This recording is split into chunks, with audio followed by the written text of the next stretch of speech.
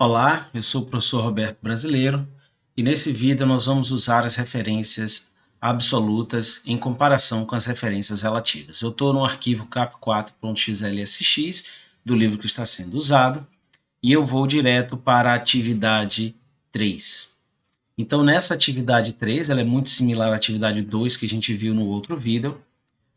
Eu tenho os itens de venda, o preço e a multiplicação. Observe que a multiplicação já está com uma fórmula inserida. E eu tenho que adicionar o ICMS, eu tenho que calcular o ICMS e adicionar o ICMS ao subtotal 1. Tá? Esse ICMS é um valor de 17%, nesse exemplo, está aqui colocado nessa célula. Então, como é que eu vou fazer para calcular o ICMS? O ICMS vai ser diretamente o valor do item, do subtotal do item, né, porque é a quantidade vezes o preço, então é célula E9, multiplicado pelo 17%, que está aqui. Vou dar Enter dessa forma e vamos ver o que vai acontecer. Eu dou Enter, ele calcula o ICMS, e o ICMS em cima disso aqui vai dar 2.970,75. Só que quando eu arrasto para baixo, olha o que acontece. Dá erro. Que tipo de erro que está acontecendo aqui? Bom, ele desce, a célula E9 passa a ser E10, só que a E18 não deveria ter mudado, né? A E17, que é onde tem a alíquota de ICMS, ela não poderia ter descido para E18. Isso é exatamente a referência absoluta, né? O Excel ele trabalha por default, por padrão, com referência relativa. Ou seja, a gente deixa a célula assim, ele vai sempre descer. Se a gente arrastar para baixo, ele vai descendo, vai virar E10, E18, depois E11, E19 e assim sucessivamente. E se for arrastado para o lado, ele vai mudar as colunas, tá? Em vez de E, ficaria G e por aí vai. Então a gente precisa bloquear o que a gente chama, né, de bloqueio da célula. A gente não quer bloquear a E9, a E9 ela tem que estar livre, porque ela vai descer e vai se transformar em E10, mas a E17 ela não pode descer para virar E18. A gente bloqueia as células usando o cifrão, tá?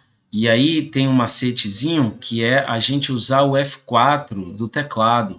Então, quando eu dou um F4, observe que o cursor está piscando aqui do lado do E17. Quando eu dou um F4, ele automaticamente bloqueou, colocou dois.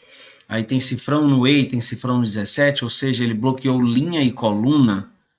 Na sequência certa é coluna e linha. E aí, se eu ficar dando F4, olha o que acontece. Eu vou dar mais um F4. Ele deixou só do lado da linha, né, no meio, mas do lado da linha. Vai bloquear só a linha.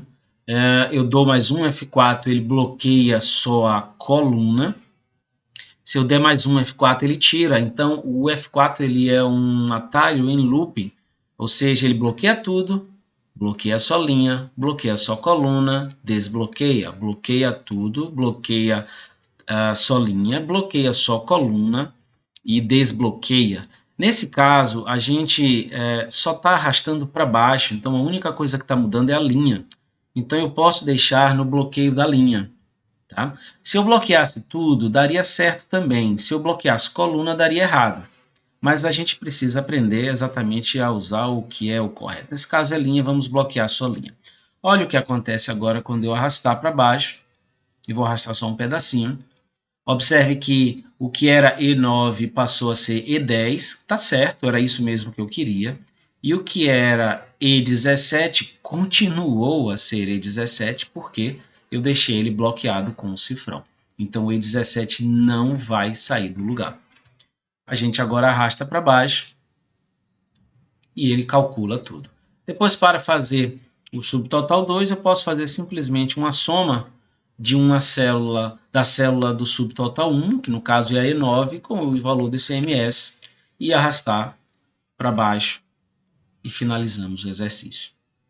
Agora vamos ver no exercício 4 a questão da coluna. Observem aqui que eu tenho nessa tabela aqui vários modelos, né, de um produto e eu tenho o custo desse produto. Pronto. A empresa quer colocar um multiplicador, ou seja, um markup, de 2,5, e ele deve ser inserido na célula D11, que é essa célula aqui. Então, aqui eu vou digitar 2,5. Pronto.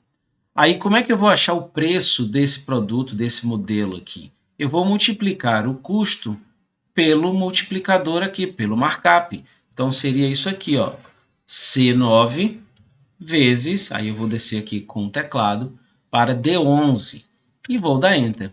Então, eu comprei por R$1 esse modelo, vou vender ele por R$2,50. Quando eu arrasto para o lado, nesse caso aqui eu quero arrastar para o lado para ele pegar agora o outro modelo, observem que o que era aqui C9 passou a ser D9. Ok, é isso mesmo que eu quero. Mas o multiplicador embaixo, que era D11, passou a ser E11. E eu não quero isso. Eu não quero que essa célula de baixo, a célula aqui do D11, se mexa. Então eu tenho que novamente bloquear aqui.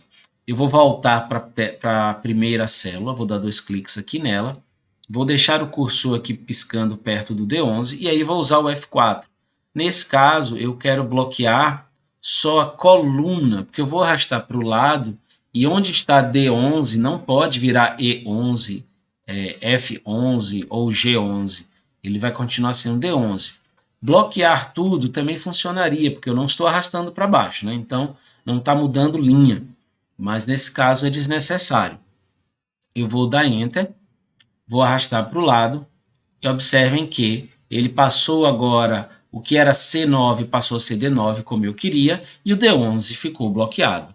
Eu posso agora arrastar todo para o lado e ele vai sempre fazer a conta multiplicando a referência que eu tenho do modelo, que está relativa, com o multiplicador, o markup, que está aqui na D11, que está absoluto. Ok? Ficamos por aqui nesse vídeo. Recomendo que vocês tentem fazer atividades 5 e 6 desse capítulo.